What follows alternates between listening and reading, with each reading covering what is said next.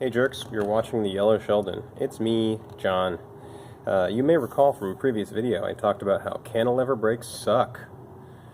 And generally that means that they suck because they're hard to install, they're hard to maintain, and they're not very powerful. The brakes we're about to talk about, they got one thing right. They're powerful. Possibly almost too powerful. So, what you see before you is a pair of Scott Pederson self-energizing brakes. Actually, two pairs. One's a U-brake, one's a cantilever brake. Side note, U-brakes suck equally. That was a really smart idea.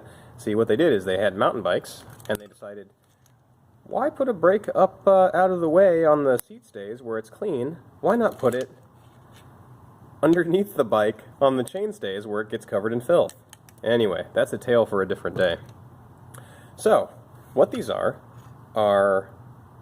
also not that Scott Pederson, not the one who killed his pregnant wife and unborn child. This is a brake from Scott USA and Pederson Design. Boom. They look complicated, don't they? They have these great nubbins in the front. So what this is basically inside of this little nodule here is a multi-start helical screw that when you apply the brakes, oh God, I'm applying the brakes.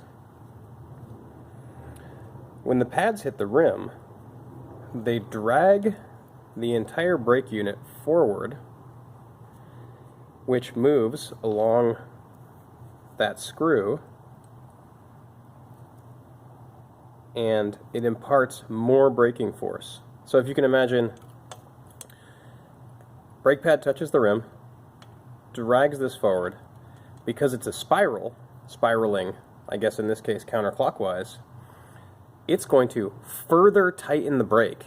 It's going to take the brake and wedge it even further closed. So these were very common on tandems, on really heavy utility bikes, I guess, and some mountain bikes. I pulled these off of some beautiful pink bike that was here earlier, some steel 90s mountain bike.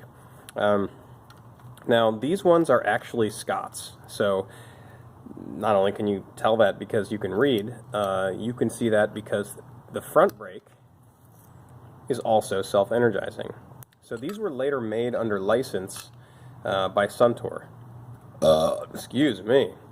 And Suntour's attorneys decided that having a brake that basically increases the braking force when you apply the brake was not a good legal move, especially in the front where you could flip over the bars. And so you could get self-energizing brakes, but you could only get the rear ones. They would sell you, what were they, like XC Pro, their top-level cantilever brake set. And they would show up, and you would have a normal cantilever in the front, and the rear would be these self-energizing brakes. They're an interesting design. You know, actually, I don't hate these. A lot of people hate these. They're easy to set up because they're designed well. They do really work well. But honestly, like, maybe it's because I'm an 80s kid who grew up mountain biking in the 90s, but they don't feel overwhelmingly powerful to me. You know, I've had disc brakes, I've had V-brakes, and so, yes, these are crazy, wicked powerful for a cantilever brake. They're just kind of milquetoast when it comes to what we are used to in this modern era for brakes. And yeah, the U-brake works under the exact same principle, but it's a U-brake. So that's my short video on the Scott Pederson self-energizing brakes. Ooh, shall we take one apart? I don't know how deep I've ever gotten into one of these.